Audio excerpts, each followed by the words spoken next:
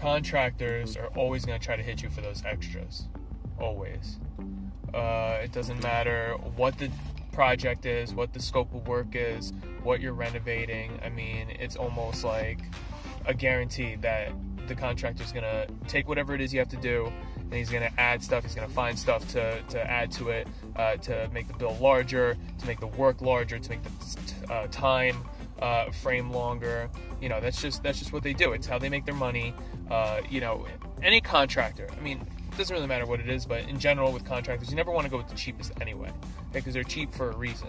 You know, but even if you got a guy who's pretty reasonable and you know his work's pretty solid, this and that, I mean, they're still gonna come back halfway through the work, you know, and tell you that, well, we found this, maybe you want to do it this way, you know, and it's gonna wind up costing you more money. So the more things you can get under control before you hire them to do the job, the better it is. And you gotta include everything you possibly can in the initial price, okay? And even after you include it all, you'll still probably forget some things, and there might be some things they might purposely, you know, not even bring up. I once hired a guy.